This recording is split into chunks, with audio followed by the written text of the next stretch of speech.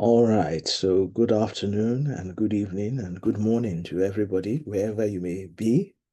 Today, welcome to the Champions of HR, the Champions of Human Resources Management Mentoring Program, to the June 2025 edition of this program, which is the 19th in the series. We started off a couple of years ago, and we are happy to continue in this series, continuing to offer support to human resources managers, professionals, and leaders in the area of strategic human resources management. My name is Omag Bisher Barrow, and I'm the founder and chief executive of Learning Impact, the company that puts together the Champions of HR program. I have here a number of my colleagues from Learning Impact who are providing support and have been doing so in the build up to today's very important event. And I'd like to thank them for their support and ongoing cooperation to ensure we have a successful session this afternoon and this evening. We also have here some of our old members, and by old, I mean that people who have been with us for a number of months and possibly even since inception. I'd like to thank and welcome them in a very special way for all of their support and their participation, especially as they continue to invite and grow our membership on the Champions of HR group. We would also like to specially welcome those who are joining us for the first time and are new to the Champions of HR program. Welcome, and we hope that you will find our interactions with us today and the learning that you will get valuable, and that you will continue to stay with us on the Champions of HR program, particularly by engaging and participating on the WhatsApp group that exists for this program. So again, welcome to our new and our old members. I'm going to start off now by sharing my screen, and I will take you through today's program. As usual, the program consists of a lecture, a training, a webinar on a particular subject matter, and today it is on fostering and creating a psychologically safe workplace. So we want to learn about what human resources managers, leaders, and professionals like ourselves, and those of us who are involved in the human resources management enterprise, and maybe also leaders in different aspects of the organization, what can we do to create and to foster a psychologically safe workplace? Okay, so if you crave my indulgence, I would just put up the slides and we will begin formally today. As always, it's important to mention that when we do start our sessions, we encourage everybody to put their microphones on silent. Um, yeah, put their microphones on silent so that they do not interrupt. During the course of the delivery, we would have the opportunity for your inputs, for your questions, or your comments. So please feel free. If you have questions, you can type them on the chat, and we would look at them as we continue to present. And we would always take some, breaks in between to check in, ask questions, do some activity or something, and get the opportunity to respond to those questions and concerns that you may have. Again, remember, please let's put our microphones on silent for now until you are given the opportunity to speak. The opportunity will certainly come and certainly soon. So, on that note, I'm going to jump right in and start off by introducing our company, talking a bit about learning impact, and of course, introducing the Champions of HR program. This quick introduction is valuable for those of us who are joining us for the first time, and also for as a refresher for those of us who have been members, so that we understand a bit more about our company and this particular product, being the Champions of HR mentoring program. So let's start off talking about Learning Impact. So Learning Impact was founded in Abuja in Nigeria in 2010. Incidentally, about 5 days from today, the 25th of June, would mark our 15th anniversary of incorporation. We were incorporated on the 25th of June in 2010 and officially began operations sometime in September, October of the same year. Essentially, our company is focused on a number of core products and solutions. Our flagship being corporate training and coaching, wherein we support organizations across different industries in the private, the public, and the not-for-profit sectors, with corporate training in leadership and management, in communication skills, in financial planning and business acumen, in strategy, in innovation, in a wide variety of training areas. And we also offer coaching, individual one-on-one executive and leadership and performance coaching, as well as group coaching for organizations and their teams and their groups. Very importantly, Learning Impact also supports organizations in the area of strategy and organizational development consulting. Here we work with organizations to help to define, to develop and implement corporate and organizational and departmental strategies. We help organizations with building effective performance management systems. And we also support organizations across the entire gamut of the employee life cycle, or what we call the high performance work practices of strategic human resources management, offering support in areas like talent management and succession planning, HR analytics, onboarding, learning and development, and all areas of strategic human resources management. So we support organizations in these areas. Also, very recently, Learning Impact has built a very strong franchise and is continuing to build in the areas of HR technology solutions, building HR tech platforms and tools that help organizations to automate various aspects of their HR management systems and to use data from these systems to improve decision making within the HR organization. We also have a very solid practice in the world of e-learning and knowledge management. Many years ago, a few years ago rather, we launched the online Efiko at www.onlineefiko.com. And we also provide e-learning development, e-learning licensing, LMS customization and licensing, as well as e-learning conversion for organizations. And of course, we have the foremost knowledge management platform in Nigeria that offers readers the complete digital version of the Nigerian newspapers, something we are very proud of, called the e-paper vendor. All of these are part of the bouquet of solutions in the e-learning and knowledge management space from Learning Impact. And of course, recently this week, I believe I had to reveal after somebody asked me a question on LinkedIn of all of these things we do in Learning Impact, which is your favorite? And I said, well, oftentimes creators and innovators shy away from talking about their favorite child. They always respond, very on the surface, and they say, oh, I love all my children. I love corporate training. I love strategy and OD. I love the e-paper. I love the online Efiko. But to be honest, here's the one I love the most. It's life skills, education, and resources. So I am a partial father. I do love one of my children more than I love the others. And this is because this one is the one that really strikes at the heart of everything that we do. And I see my colleague, the product manager for life skills, Bukola there shouting hooray, and the other people are frowning. Or, yeah, but it's what it is.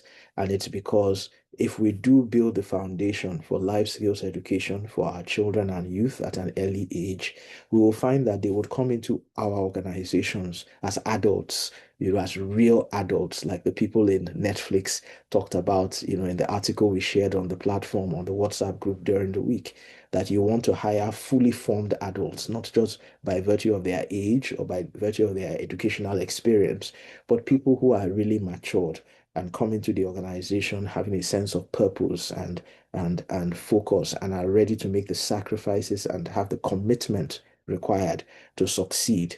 All of these we believe will happen when children are better grounded from as early as possible in life skills, in the skills for leadership, in the skills for personal effectiveness and communication and innovation and financial literacy and political literacy and civic education and so on and so forth. So that's, in a nutshell, is a bit about our company. The program, Champions of HR, was really designed to support HR professionals across all levels, particularly early to mid career HR professionals, to build them in strategic HRM capabilities as distinct from the traditional view of personnel management or operational HR that most people are used to.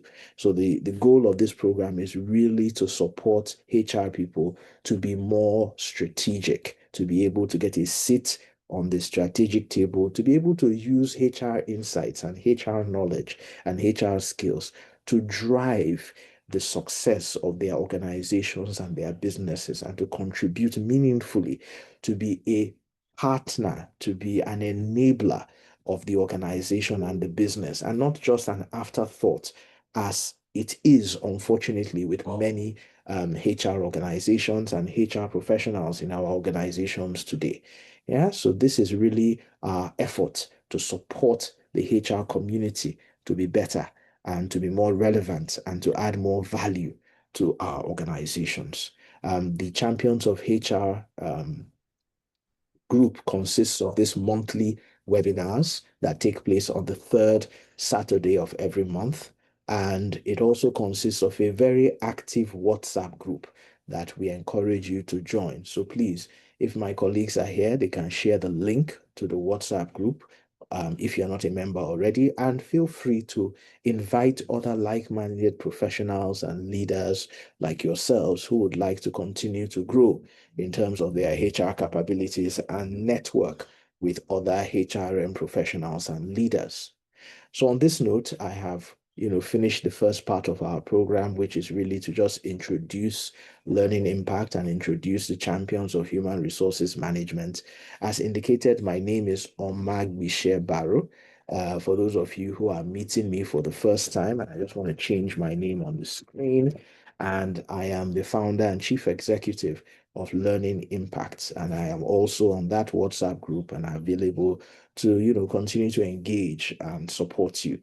So today is creating and sustaining and fostering and sustaining psychological safety in the workplace, a very important topic for conversation. And we will start off as usual with our outline and learning objectives. So there are about 4 or 5 things that we want to achieve. We want to start off by exploring psychological safety. Why is it important? What is it about? Then talking about some of the theoretical foundations. What does the research and theory and the observations, and what does the science of organizational behavior tell us about the importance of psychological safety, as well as some of the practices that support psychological safety? Then we will identify some of the key impediments to psychological safety. We will know what it is, why it is important, and some of the scientific evidence that supports it. And then we ask ourselves, so why doesn't psychological safety exist? Why is it a challenge? Why do we have to create and foster it? Why do we have to command it to happen? The reason is because there are certain things that mitigate it, that militate against psychological safety. And it's important to know these things so that we can address these things as quickly and as aptly as possible in our organizations. Then it's important to understand the characteristics of a psychologically safe workplace. And we'll talk about that. What does psychological safety look like? And, so that we can look at our organizations and we can even do a psychological safety audit and say, to the extent of, 90% or 60% or 20%, our organization will be considered psychologically safe. And then finally, and very importantly, what are some of the strategies that we can put in place as human resources management professionals and as organizational leaders to promote psychological safety in our workplaces? And then we'll do a small activity at the end where we would get a taste of what psychological safety looks like in our organizations just by doing a small activity with ourselves. Okay, so ladies and gentlemen, again, thank you very much and welcome once again to the Champions of HR mentoring program for June 2025. My name is Omar Michel Barrow, and today we are dealing with the very important subject of creating, fostering, and sustaining psychological safety in the workplace. Okay, so right away, we are going to start off with our first learning objective. What is psychological safety and why is it important? All right. Psychological safety has been defined in many ways by various people, but the person who is reputed and accorded the the uh, the position of being the founder of the school of thought of psychological safety is a gentleman called Edmondson, and in 1999, he wrote did some amazing research and published around this subject, and basically defined psychological safety, and that's the operational definition we would like to use as the belief. Psychological safety is a belief that you can speak up, offer ideas. I love this one, and my colleagues will understand why I love it. The third one, admit mistakes or express concerns without fear of embarrassment, punishment, or retribution. That psychological safety is a belief that people have that it's okay to speak up. It's okay to offer ideas, to admit mistakes, to express your concerns without having any fear of being embarrassed and ridiculed, punished, or that there will be some retribution that you will receive. And this is very important. And here is why. Because if you have a psychologically safe environment, then you are going to get the ability to drive innovation. You're going to get the ability to improve the organization.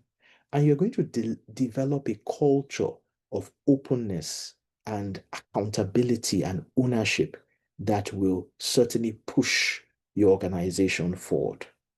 And there's a lot of evidence in science and in the science of organizational behavior and human resources management that supports this. For example, Edmondson's theory, the definition that we just took from Edmondson, the theory says that that psychological safety is about that shared belief that a team, an organization, a department is safe for interpersonal risk taking. It encourages a culture of questions.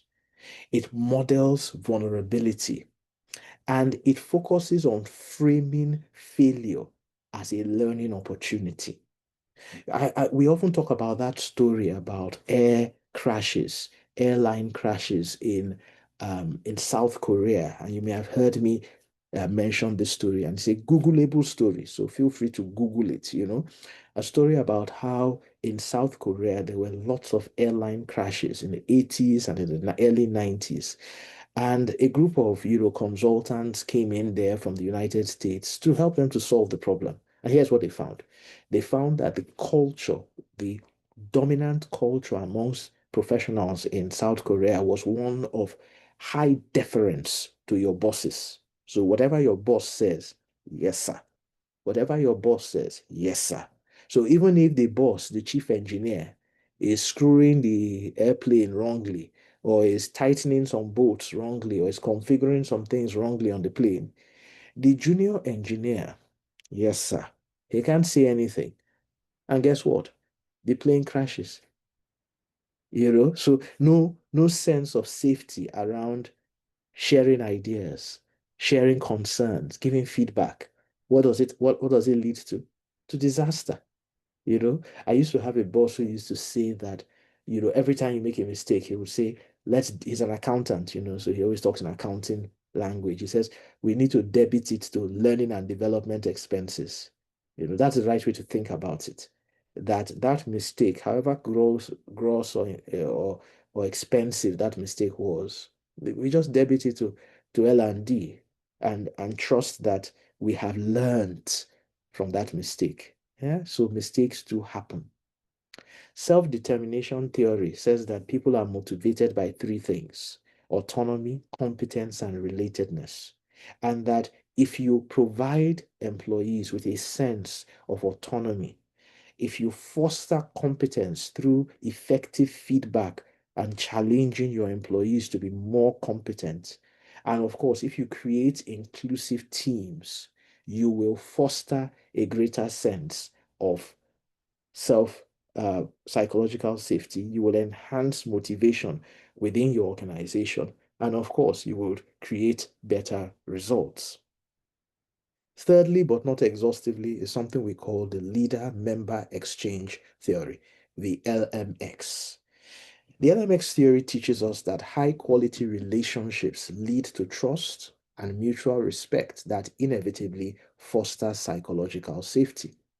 Leaders, team members, managers, everybody is encouraged to build relationships with each other. Get to know the people who you work with. Get to know the people who you supervise. Get to know your bosses and your colleagues and your team members. Ensure fairness and a system of inclusion, of inclusivity in the workplace.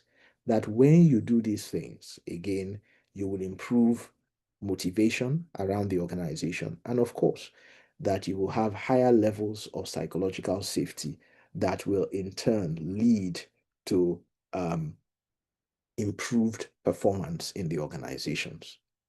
So we've identified what psychological safety is. We've looked at these theories in organizational behavior and human resources management that help us to understand the importance of psychological safety, and all of the value that we can get. Before we stop for a small break to interact on the content thus far, let's explore very importantly, what are the things that limit psychological safety? What are the impediments to psychological safety? And on the screen, the very first one. Does anybody know what that is? P-E, P-O, P-J. It's not pajamas, so the P-J. Can anybody guess?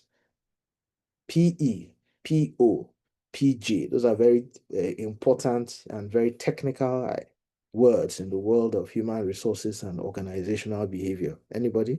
For a virtual chocolate. And it is the biggest impediment to psychological safety. Let's see. P-E, P-O, P-J. Anybody wants to try?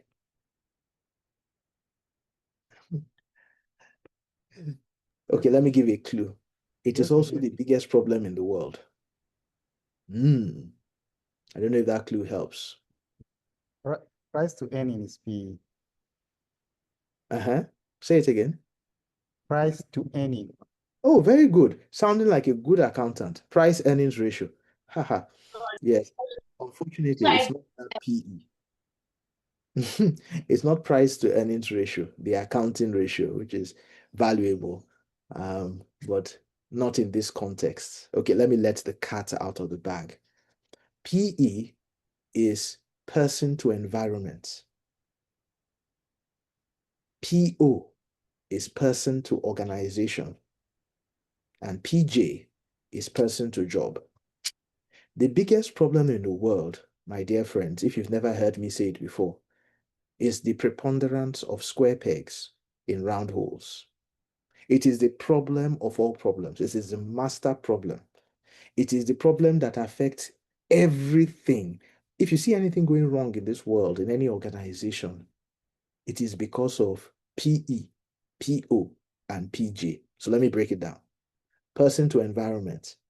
This environment that you have put me in as an employee, am I the right fit? So each person has to align with the work environment.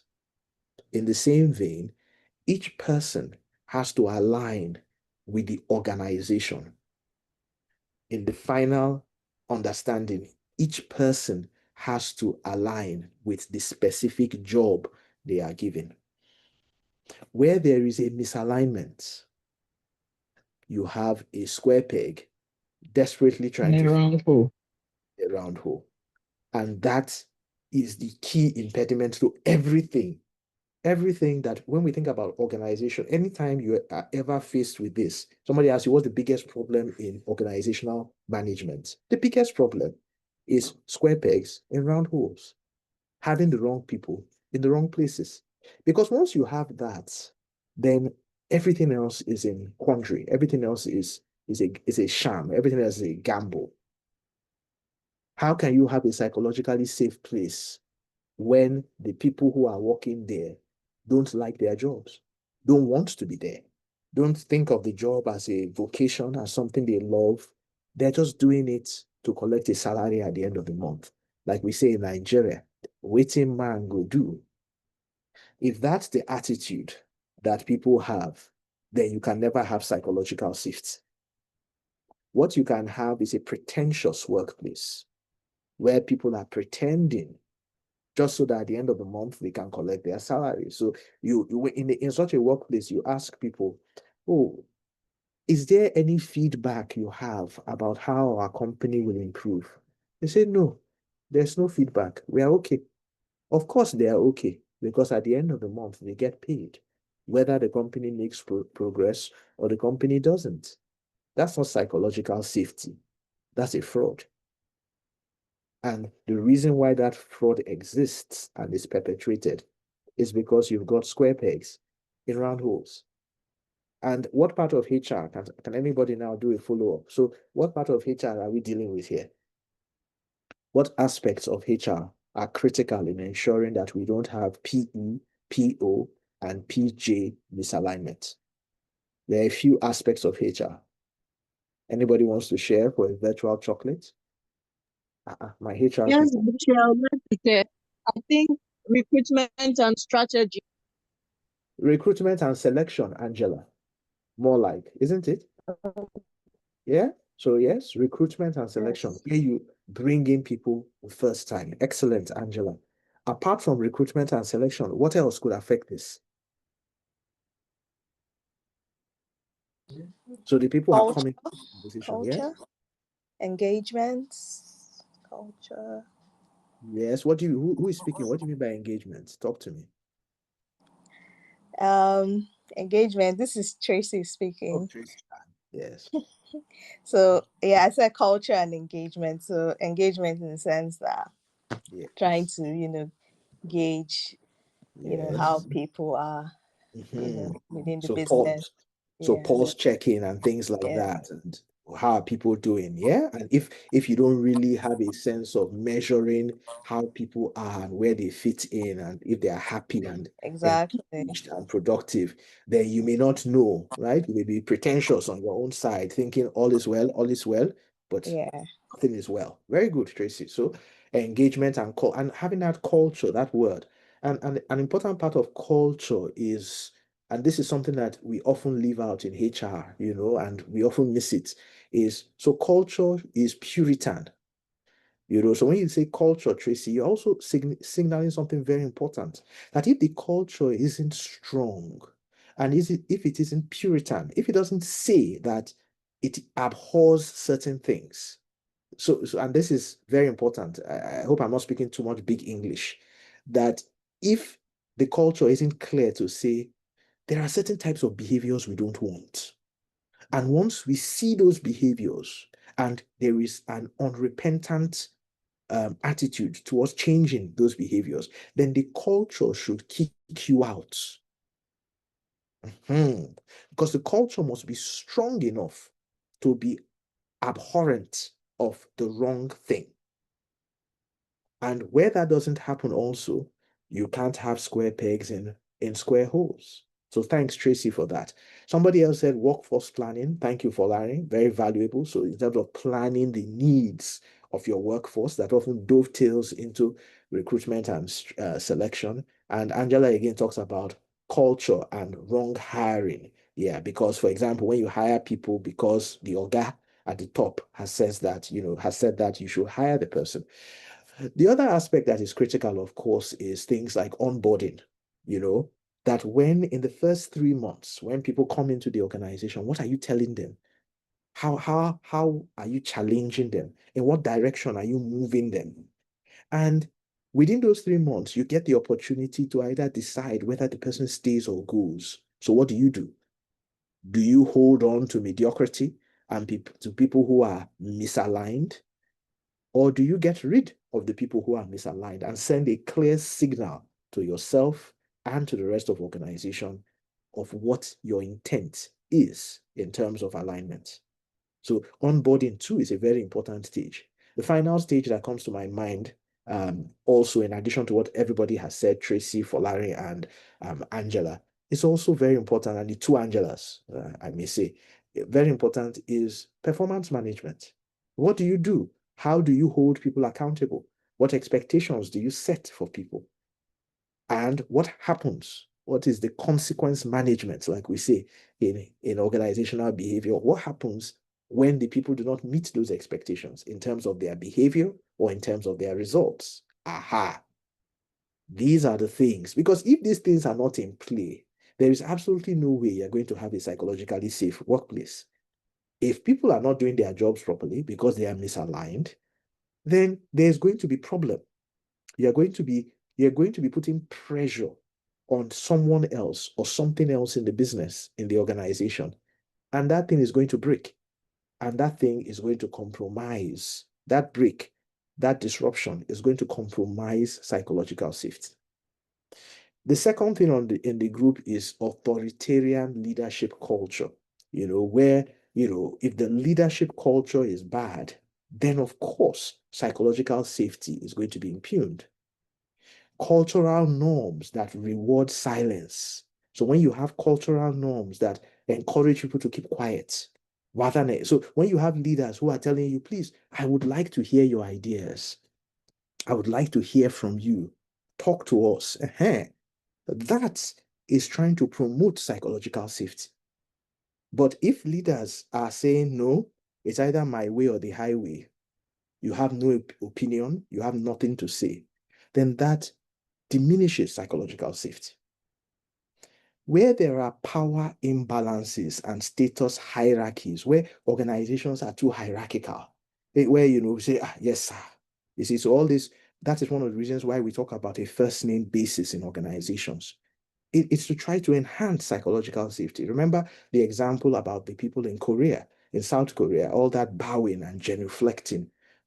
All of those things create status hierarchies where there is a particular parking space for the ogas and no parking space for the boys and the girls at the bottom of the what they call it, of the ladder, where it seems that there are imbalances. There are certain laws or rules that apply to everybody, but when you are an oga or when you are a madam, those rules cease to apply. All of those things, it's very prevalent in our typical organizational cultures, especially in Nigeria, but those things don't help because they create power distance and they give the impression that all you have to do is to bid your time, to wait your turn to get to be the oga or the madam at the top so that your reign of terror will begin.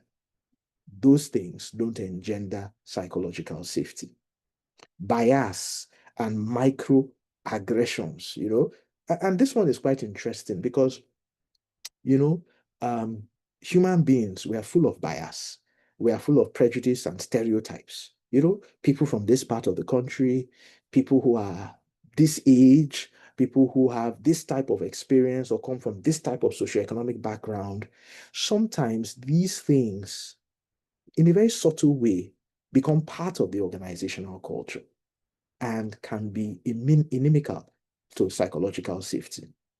And finally, and very importantly, and it ties to everything we've been saying, this issue of vulnerability. So when you are vulnerable, when you do make a mistake and you admit your mistake, and you are a fly swatted with a sledgehammer, there's a problem. Of course, there's also a problem where you make mistakes and you refuse to acknowledge and apologize for your mistakes. Now, that's also a big psychological safety problem. But even worse and more complex than that, of course, is when you are apologetic, when you've made a concerted effort to turn around and do things differently, and you are still not, let off the hook or given a chance to learn and improve. Aha. These are the things, my dear friends, that diminish psychological safety. Okay, so I'd like to pause at this point in time and ask, so what do we think so far? We've talked about what psychological safety is, why psychological safety is important, and of course, some of the impediments to psychological safety. I'd like to hear from you. What are your thoughts? What are your questions? What are your concerns? And, what do you think so far about what we have been discussing? The floor is open. We'll get a chance to take about one or two thoughts, questions, comments, and contributions on the subject. Hi, this is Tracy again. Yes, Tracy. Yes, I agree with what you said about the culture. But also I just wanted to add that what I also had in mind in terms of the culture is blame culture. Okay. So organizations that have high blame culture, those kind of organizations are not psychologically safe. Yeah, correct. And Tracy, I'd like to explore it with you. So, how would you explain the difference between a blame culture and what would the opposite be? What would you say? A supportive culture, Okay, a culture that okay. is truly open to accountability, because Aha, that's the word. Thank you, Tracy. So that's the real word. The opposite of blame is accountability. yeah. So accountability, but what does that really mean? Because, and I want us to explore it. So who is accountable? So for example, something goes wrong, right? So psychological safety is often tested when things are wrong, right? Not when everything is peachy. Would you agree with me, Tracy? Yes. Okay. Yes. So if something goes wrong, who is meant to be accountable? Well, the leader or the individual, I don't know. Okay, let's say, for example, Tracy, you did something wrong in your department. So what's meant to happen? Sorry? If you did something wrong in your work, in your department, who is meant to be accountable? Me? Now, if you are not accountable, what do you think the response will be? Oh, I don't know. Ah, Whose response?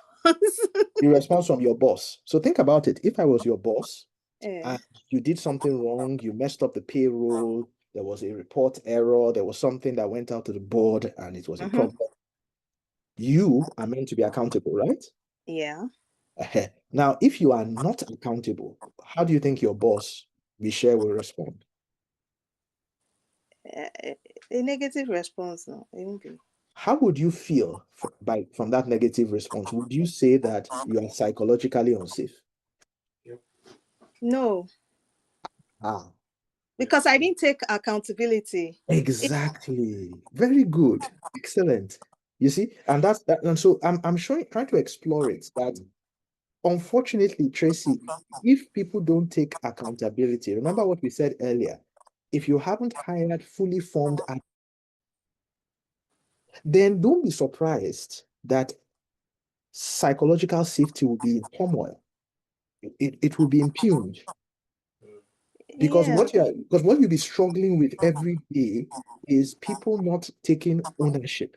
And if people don't take ownership, then there's a big problem. What do you think about that? But sometimes there's a bigger problem when people actually do take ownership, but then they get blamed, so Exactly, it which is makes them feel like, okay. okay, good, which is what you are saying now, the negative consequences for being vulnerable, isn't it? Yes. Even when you So I do have take taken ownership, but yeah. now I'm being, swatted like with a heavy mallet, isn't it? Yeah. Of course, that's a problem. But the point I'm trying to make is that so you can see there are two sides of it. Here's what I think. Unfortunately, Tracy, I agree 100% with you. But I also know from experience that many people think that even when they don't take ownership, they shouldn't be held accountable. That, in fact, challenging them, you see, you answered in the correct way. You said, oh, you wouldn't see it as psychological unsafety. You will see it as yourself messing up, have you? But you'll be surprised, Tracy, that people think about this as, oh, you see, I don't know why my boss is upset. I mean, it's not a big deal. But it is a big deal. Especially it is a big deal because you, who is responsible for the problem, have not taken ownership. Yeah. But I agree with you 100% that if you take ownership, if you are contrite and you have a clear, what they call it, process, an agenda for improving, you say, look, I'm sorry about this. I'm going to reach out to the board members, retrieve the file, update it and send the correct thing and so on and so forth and make sure that this doesn't happen again, then your boss, here's what I would say. That's fine, Tracy, go ahead and do what you have to do and make sure that in future you do better. And the conversation ends at debit it to L&D expenses, isn't it? Yeah. Thanks very much for that contribution, Tracy. You're welcome. Yeah. Folari says we will deduct your salary. Very good. Folari, let's explore that. So what do you think about that? Deducting salaries. Yes. You know, something goes wrong and, you know, they deduct salary. So does that impugn psychological safety? Yes, it does. Because most staff, when you know you are wrong, you don't want to admit. You don't want to admit because you know the CEO might say, for this cost you have to pay, you have to deduct from salary. So that Let me will ask you a not. question. Let me Yeah. ask you a question. So what's wrong with that? Isn't that part of ownership? What's Yes, it's really part of. wrong with if you did something that was grave? Let's say, for example, if you were at home and you broke something, and let's say a parent says, that thing you broke, you have to replace it. That's ownership. That's taking ownership. What's so wrong? Why do you think that that means that you made a mistake, something went wrong? That thing has affected the results of the organization in some significant way. So why? So if, for example, you buy a computer for an employee, and the employee is running around the office with the computer and carelessly drops it, and the computer breaks, then you ask the employee what happened. Said, nothing, I didn't do anything, sir. The computer just fell down by itself. Then we watch it on the CCTV and see that you were running around holding the computer in the wrong way and it fell. And that computer cost 2 million naira. And we say you have to pay for the computer. How is that impugning psychological safety? Isn't that what Tracy and I were just discussing? Isn't that about taking ownership? Yes. Aha. So you see, these things, and it's important we are bringing it out. Yes, sometimes organizations can be very high-handed with the concept of we will deduct your salary. But the truth is, if people did the right thing, again, if we were fully formed adults in the workplace, maybe we won't be having these conversations. You know, look at that story of Netflix that we posted on the group the other day. Very interesting, isn't it? That in Netflix, they don't have time. All this, you see, when you have an organization where you say you have policy, the policy, if you don't do this, they'll deduct your salary. Those things are not good. I agree. You don't need all that. But if you need it, it is indicative of problem number one, PE, PO, and PJ misalignments. Because if you really have the right people in the organization, you don't need all these rules about deducting and not deducting and penalizing. No. By themselves, like Tracy said, you should be able to take ownership. And if you know before that the consequence of coming late to a meeting is a salary deduction, then you take it like a man. You take it like a woman. You know that that is the consequence. So it's either you accept and you work in that environment and say, I have accepted that in this organization I work in, if you come late, you'll be penalized. And if you don't want to work in an organization where if you come late, you'll be penalized, what options do you have? Anybody? What do you think, Folan? You don't want your salary to be deducted. You have one big option. Can you see what the option is? Anybody? You don't have to work there, Kunle. First of all, you can adjust. Kunle, that's a great response, and I agree 100% with you. So you can adjust. You can say, okay, so I will do everything within my power to make sure that I never come late so that my salary will never be deducted. But you can also decide that that's not the type of organization that you want to work in, and you can leave. And it goes back to the first problem: PE, PO, and PJ alignments. Oluwaseyi says, then just be on time. Exactly, good idea. Do everything within your power to be on time. But if you find that you cannot still be on time, then you can't blame the organization for having rules. Yeah? So it's really important that we understand that rules exist. Rules, just think about it like the Ten Commandments. Think about it like, the laws of a country. They don't say that they don't exist so that you'll be punished.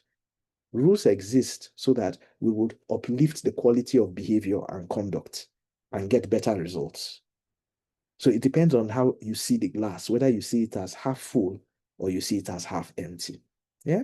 So thanks very much for those contributions from Tracy and Polari and Sheyi and Kunle on the chat. And I guess that it's an interesting subject matter, and there are very varying schools of thoughts and perspectives.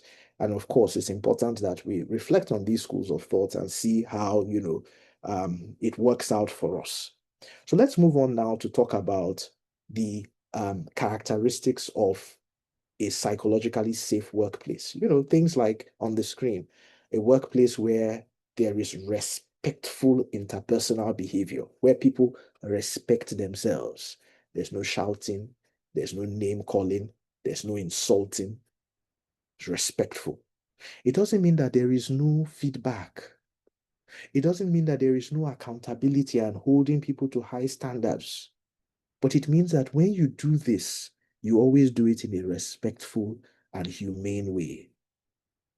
A culture and a workplace where there's open dialogue, where people are given the opportunity to talk.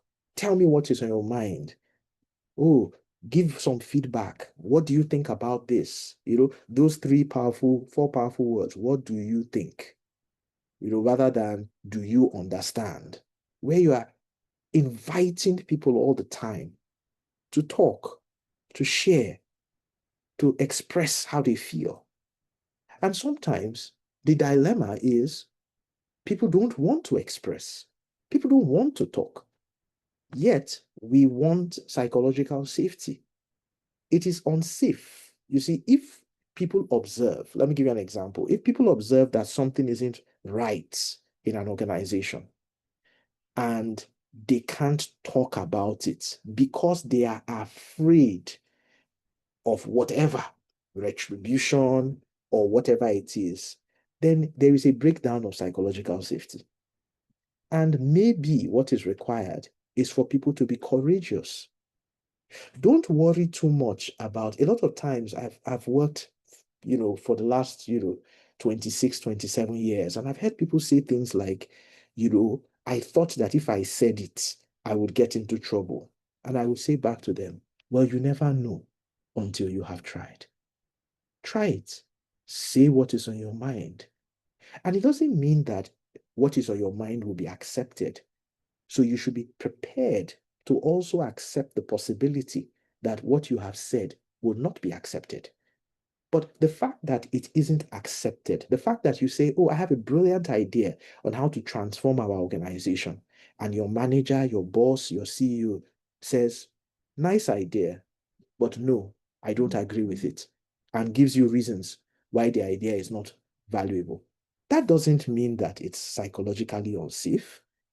That just means that your boss has shared with you his or her belief about what works.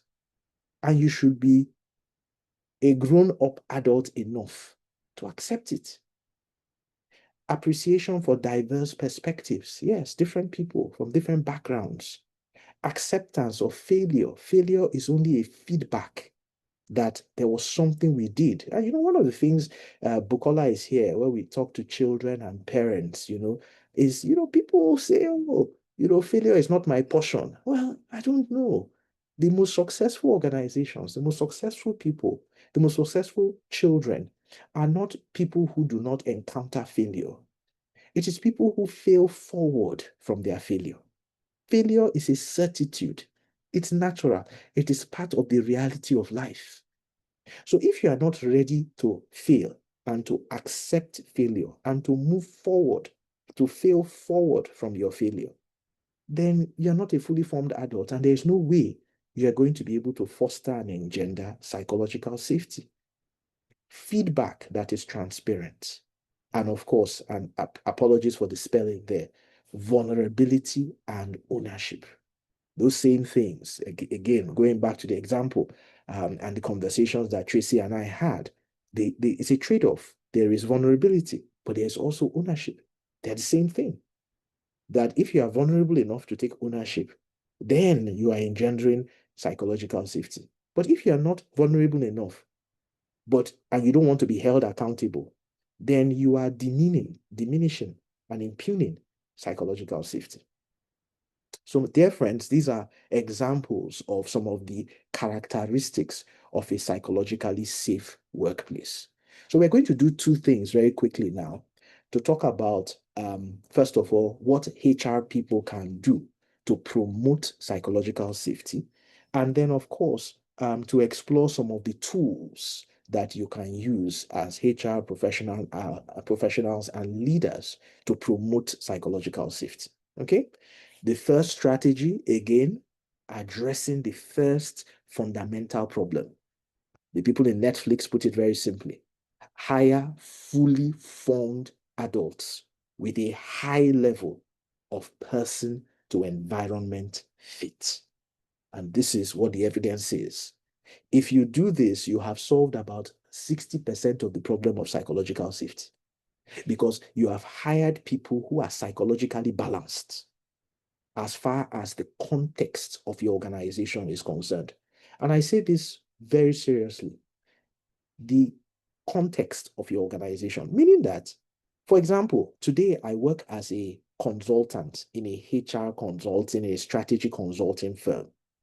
Tomorrow, if you put me as the chief executive of a federal agency, I may not have a high PE fit. So when I get to that agency and I'm the CEO, I will struggle to maintain my own psychological balance. Worse still, to provide psychological safety to other people. What's the reason? Because I am a square peg in a round hole.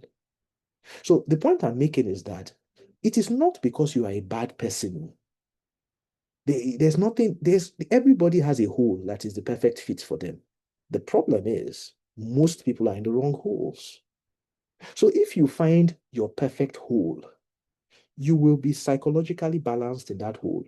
And in that hole, you will promote psychological safety. But if you are a square peg in the round hole, then you will struggle to achieve psychological balance for yourself. And there is absolutely no way that you will be able to promote, create, and foster psychological safety for other people around you. HR people also need to train leaders on vulnerable leadership. You need to train the people in your organizations on how to be vulnerable, how to be humble, how to be human, how to be grounded. You will teach the leaders and you will teach the managers and the professionals in the organization and create a culture of vulnerable leadership. A lot of people don't know this. A lot of people believe, just like some of us have said on this training today, on this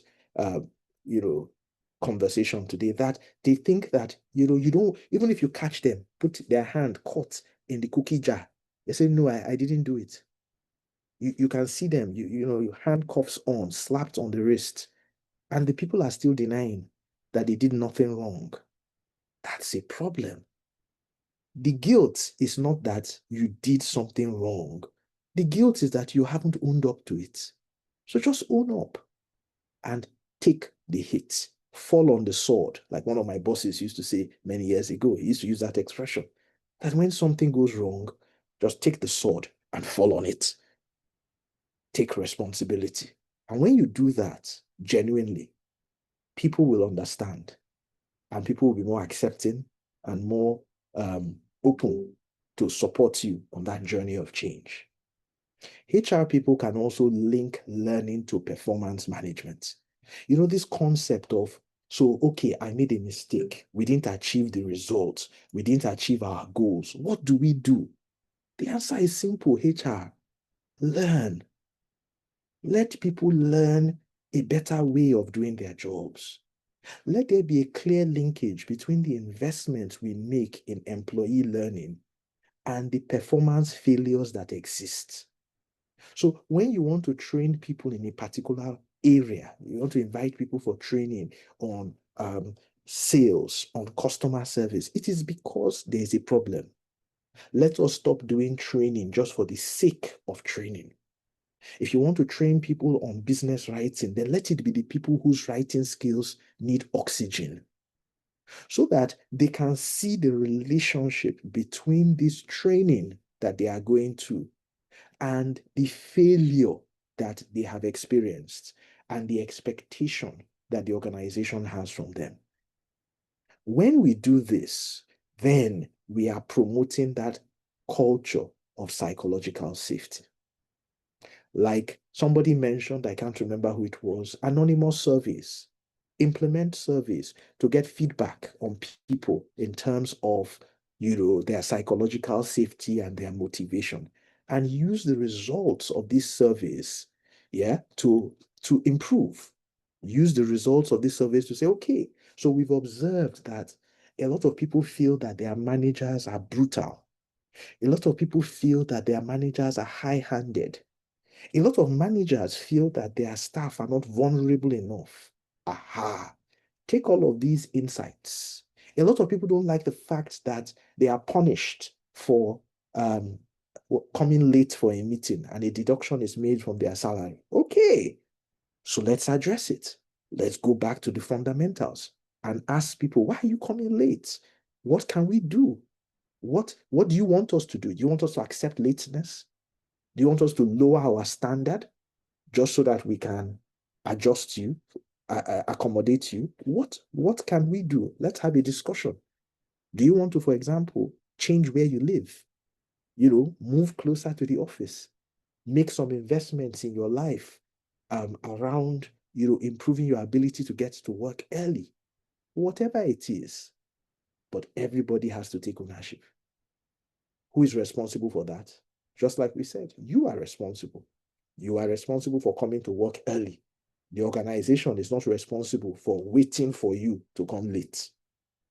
Right? These are the things, my dear friends, that destroy and impugn psychological safety.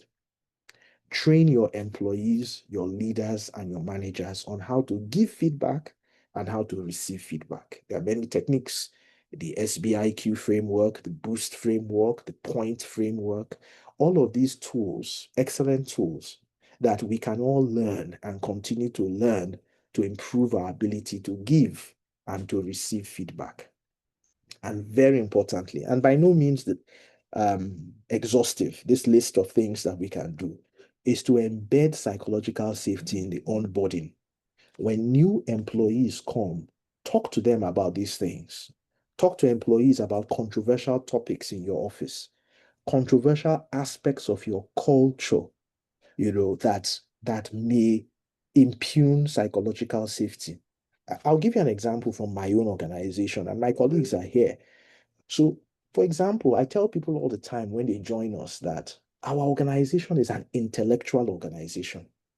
It's an organization that expects you to be an intellectual, to read, to enjoy reading, to enjoy talking and sharing about what you have read, to enjoy participating actively in trainings, sharing your feedback about what you have learned. And that if you don't do those things, you would have a problem in the organization. When you have these types of honest conversations with people, what are you trying to do? You're trying to get them to see what is expected of them, so that if they rise to that expectation, then all is well. But if they don't, then they shouldn't be working here. Onboarding is critical. When people come into the organization, you tell them, in this organization, we use first name basis. It is not because it is fashionable or it is cool. You tell them the reason why. why it is important. All of this you are doing so that people know what is expected of them and they can feel safe in the organization. And of course, if they realize that this is not the kind of organization, I don't want to be in an organization where a 22-year-old will be calling me Bishe. No, no, no, no, no, no, no, no. She should call me Sir. In the least, she should call me Mr. Barrow. Now, if you have been onboarded and told that 18-year-old interns who are the same age as your children in university will come and work in the office and call you Bishe, or call you Buki, or call you Femi, or call you Tracy. If you don't like it, then you now say to yourself, Mba, I'm not going to work in this company. And when you take that decision, it helps to foster a psychologically safe workplace. Yeah? So onboarding and the things we do about onboarding is really very important.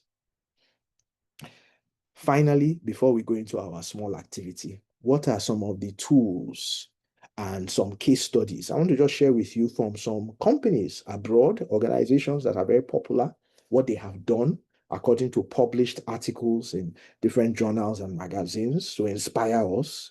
Yeah. And I'll also share with you some of our own clients at Learning Impact and some of the things we have done with our clients, to support this drive for positive organizational culture and psychological safety. So on the screen, a few of the examples. So Google, for example, did something called Project Aristotle. Yeah, this was a project by Google globally, and it involved psychological survey diagnostic, psychological safety diagnostic surveys, where they were, asking people to give feedback about psychological safety. And this was very good in gathering feedback and helping Google to know where everybody's mind was and building a more psychologically safe environment. Here locally in Nigeria, we've worked with several clients, and these are just two examples.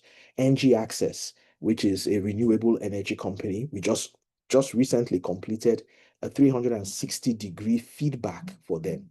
And 360-degree feedback is good because it helps leaders to see where their weaknesses are and their blind spots and to improve. So that's something that we do for a variety of clients. We've done it for people like FCMB Pensions, Leadway Assurance, so many organizations, MTN, and so on over the years.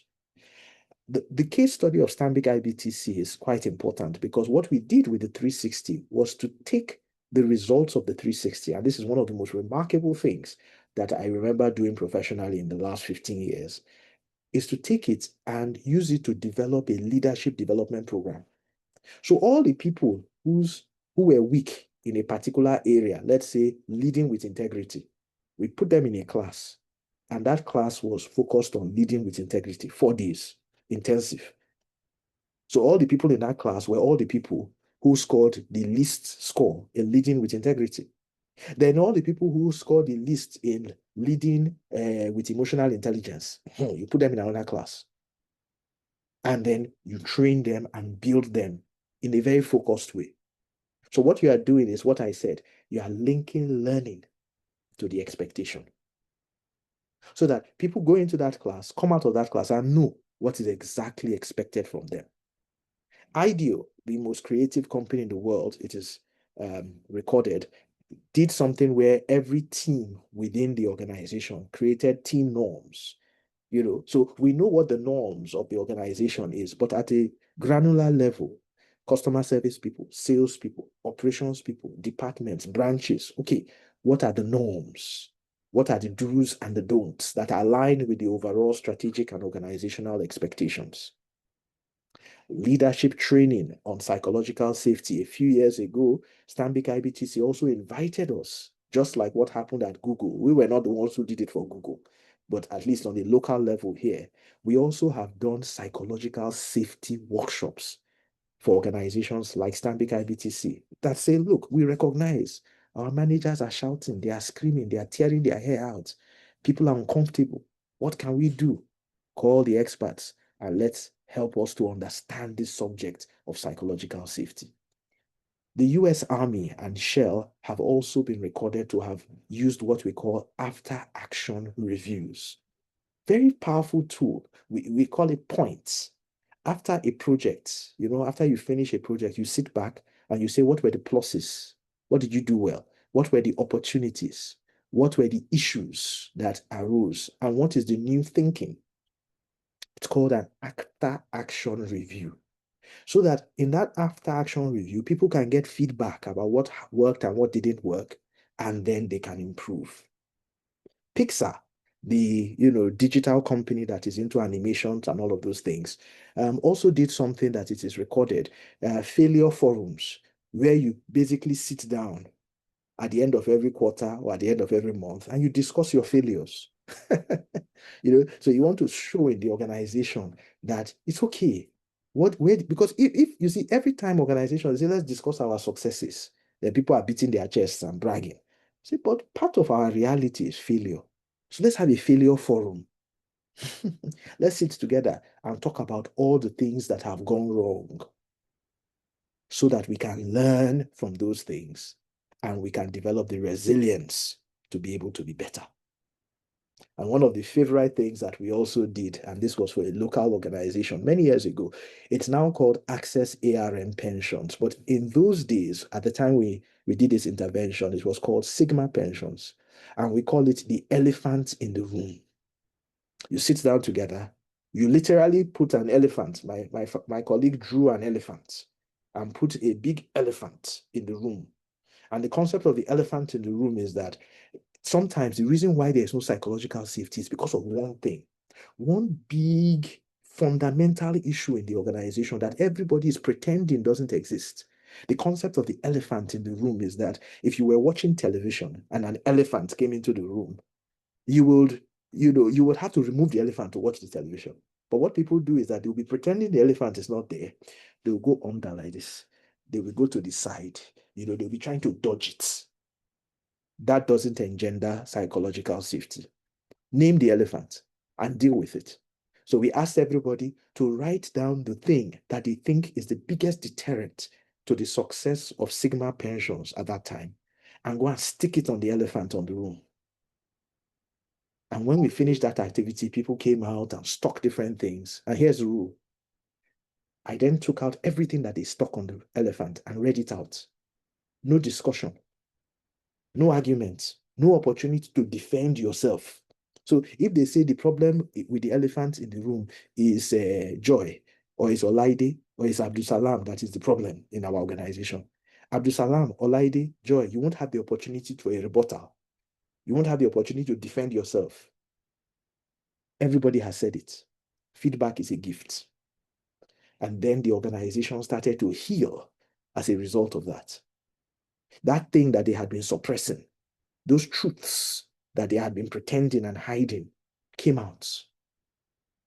And Sigma Pensions went on to become Actis, Sigma Actis, and then today Access, and now Access ARM, and it's the second largest PFA in Nigeria. Some of those things that happened helped in that journey. I won't say it was because of elephant in the room, but elephant in the room certainly helped in unburdening the organization of some of the things that were holding it back. So these things work. Psychological safety is not a soft issue. There is nothing in HR that is a soft issue. Don't think about it that it's good to be nice to people. It's not really about that. It is part of it, but it serves an even bigger agenda. The bigger agenda is that when people feel comfortable to speak their minds, to share their concerns, to relate positively with their colleagues, here's what happens. Results improve. Success is enhanced. So these are not soft issues. These are the real hard issues. Angela, thanks for the insights of the session. Says it's an eye-opener. Thank you very much, Angela. To crown this all, I have a leader who is open to accepting input from others and always ready to apologize ahead. I'm really blessed to have this man as a boss who prefers to be called by his nickname and known as a leader. Yeah, so you see, Angela is giving a testimony of the type of leader she has. Somebody who is always ready to apologize ahead. It's my fault. I'm sorry. I recognize I've made a mistake and so on and so forth. Yeah, that's what you want. A leader who is happy to be called by his nickname. Folari says, hey, fall on the sword. Yes, so Folari, you want to fall on the sword and take responsibility, because that is what fully formed adults do. Okay? So, what do you guys think? Plenty of conversations around psychological safety. So I want us to do a very quick exercise, right? And we have 5 minutes to do this. I'm going to break you up into breakout rooms and see how quickly we can do this. I just want you to go into these breakout rooms, and hopefully there'll be about 2 or 3 people max in a room, right? And in the rooms, we want to do what is on the screen. And let's just look at it. Everybody go into the room and talk about a time when you wanted to speak up about something at work, but you didn't. What held you back? You wanted to speak up about something at work, but you didn't do so. What held you back? Everybody should get the chance for about 1 minute, 2 minutes to share. Tops, you would have 2 or 3 people in the room. The other people should listen. Don't interrupt. Don't give any advice. Don't judge. Just say to the person, thank you for sharing that. Or, ooh, Hassana, that took courage for you to share that. Thank you. That's all. And then when we come back, we will debrief. So it's a very simple activity. Go into the rooms. I'm going to open the rooms now. Everybody get a chance to describe in 1 minute a time when you wanted to speak up about something at work, but you didn't speak up. What was it that held you back? Please feel free to share. It's a very powerful, simple activity in psychological safety. Yeah? Does anybody have any questions? Comments? This is our final activity. When we come back, we debrief and then we wrap it up for the evening.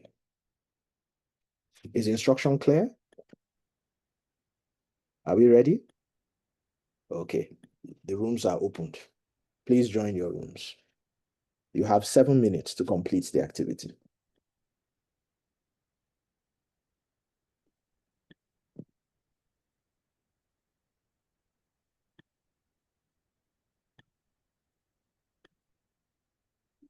Please join your rooms. Thank you very much.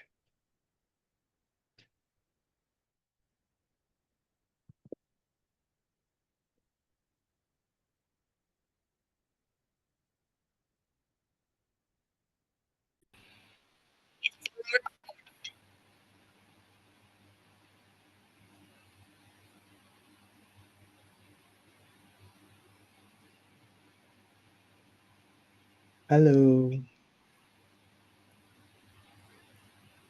All right, welcome back, everyone. So how did that activity feel? Were you guys able to share? You had about 5 to 6 minutes. Anybody share? If you shared, say yeah.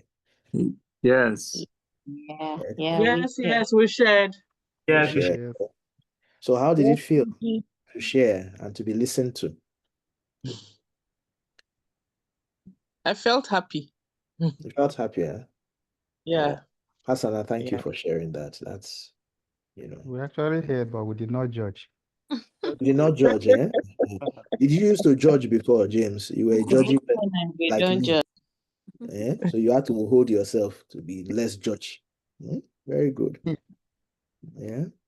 What do you think is the value of such sharing, such vulnerability? What do you think? Just from that exercise. Yeah. It I think empties your mind. Yes, go ahead, Larry. Okay, I think it empties your mind. At least you are just saying You've out. you've Yeah, unboxed you are yourself. you've abandoned yourself. You are trying to just express yourself that this is what I'm going through. This is what I feel like. As I was just telling them in my group, that part of the contribution, what majorly drives that is fear. Fear, Because isn't it? it's Yeah. fear. Because like I work in a school, our madam, the owner of the school, whatever she decides, that's fine now. So even though you can't, whatever input you want to give in, it sees it as nonsense. So Yeah. So that even the core management, at the point I asked that the core management, we are in a meeting with her, you can't even advise her because and I had to ask them what's the problem. They said that if they give an input, she's always having something to counter them. So there will always be a feedback. So they are not, they can't even advise her. So they'll just be looking at and they're just watching her. Okay, since you're the owner of the school. So yeah, whatever you say. And Folani, think about it from this perspective too, which is a perspective that I want us to reflect on. And if you feel that badly, why do you continue to collect salary there? Why do those managers, why do they put themselves through such hell? If you really believe that madam is so high-handed, she always has a feedback. You told her something, she doesn't agree with you. She has given you her feedback. At least she didn't kill you. She didn't sack you. She just told you that thing you said, me, I don't agree. And these are my reasons. And you people argue about it. And after a while, you give up and you say, madam, anyway, it's your company. If you want it to continue like this and die, that is your problem. But is that really fair? No. It's not. And if you feel that badly about it, maybe your protest, your real protest should be to leave. If you really feel that, but because why do you want to be in a sinking ship? If you believe the ship is really sinking, you just want to be in the sinking ship so that you continue to collect your daily something. We'll manage until the next ship comes. Until the next ship. But this is how we are sinking ships, Oluwaseyi. We are sinking several ships. Several ships. We are becoming perennial sink shippers, ship sinkers. I mean, it's just a thought. That at the end of the day, all of us have to have the courage to say, if this thing is not working and we've really laid out our arguments well, I'm not saying you should just resign and jump away. Then maybe you should start to plan your exit strategically. If you really, because sometimes you will ask now, they'll say those management you're talking about, they've been there for 10 years. And you're wondering, hey? They are telling you that she's high-handed, but they are collecting the high-handedness and chopping it for 10 years. There's something, it doesn't square. The other thing I would say, just to end on this note, if you'll permit me, is every leader, it's something John Maxwell, the American leadership trainer, you can Google it. He calls it the law of E.F. Hutton. Problem with John Maxwell is that because he's American, he uses American references and context that those of us who are not American may not really understand. But a summary of the law of E.F. Hutton, which is one of the 21 laws of leadership, and I saw this play out with a client this week. The client said to me that, Bishe, I am the ED in this company, but I will tell you the truth. My head of HR is my real oga. It's anything she tells me that I will do. So I'm going to leave you to her. The law of E.F. Hutton says that every leader has a mumu button. And there is somebody who knows how to press that mumu button. No matter how powerful a leader is, there is somebody who knows how to get that leader to move in a particular direction. Here's what my final gifts to you is: try and become that person.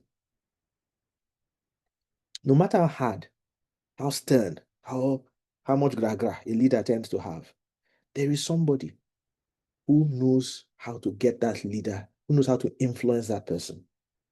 And it's not because the person is in a some kind of illicit relationship or the person has used juju. No, that's what I'm talking about. It's because the person, that leader, truly respects that person, respects the capacity of that person, the integrity of that person. I encourage all of us who struggle with leaders who are too tough, who always have an answer to everything. Build yourself.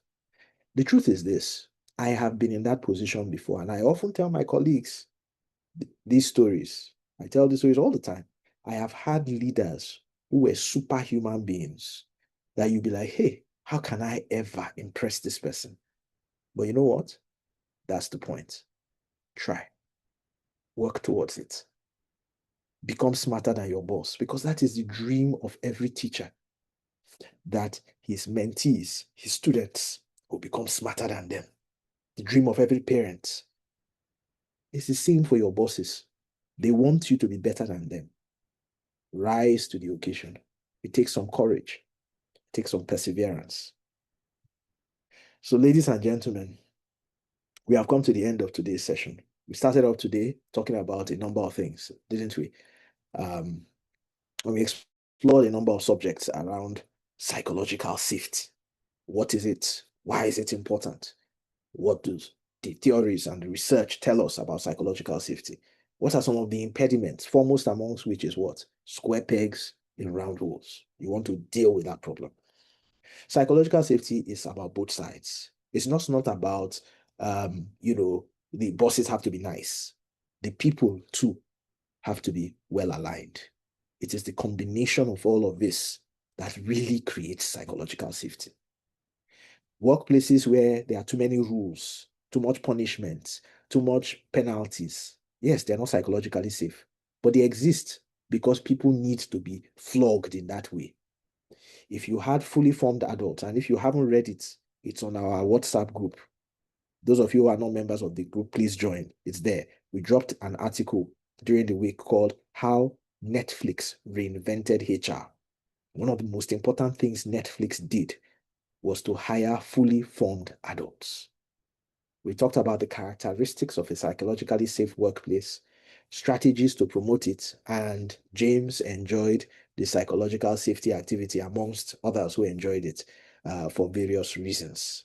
So, dear friends, ladies and gentlemen of the champions of HR community, I just want to thank you for your time, for your attention, and for your participation and all the things that you have hopefully learned today, and you would want to translate into action in your organization. Angela says building yourself is the key so that you can withstand the person. Exactly. That's what happened to me. I saw those people. I said, wow, this was like superhuman, Angela. That they think they have the answer to everything. I will show them. Let me safe. And that's how you sort of develop yourself. So it's very important. Yeah. As usual, Hassan, yes, the slides will be available. They will be shared on the Champions of HR group. So if you are not a member, Joy, one of our program managers here, has also posted the link for you to click and join so that you can get all of the amazing benefits. Thank you to all the participants, all of you who made contributions. Thank you to those of you who were quiet, silent in the background and soaking it all in, and thanks to my colleagues at Learning Impact for also doing a lot of hard work in the background to ensure that all of this was an amazing success. We will see you same time next month in July, the 3rd Saturday of July. Mark it in your calendars, mark it in your diaries, diarize it and calendarize it on Microsoft Outlook so that you don't forget. And in between, join us in the conversations on the WhatsApp group, participate vigorously. There's lots of exciting things that we're going to be doing on the WhatsApp group in the weeks and the days to come. So please participate and learn with us. Thank you once again. Enjoy the rest of the evening. Enjoy the rest of the weekend and look forward to a very successful work week ahead. Regards to your families. Thank you all. Thank you very much, sir. I appreciate. God bless you. Thank you so much. Thank you so much, sir. Take care, everybody. Really I'm insightful. going to sing my song. So long. I'm singing it already. There's a sad sort of clanging from the clock in the hall and the bells in the steeple. They're calling out In for the you. nursery, an absurd little bird. Let me pause the recording. It's popping to say, cool.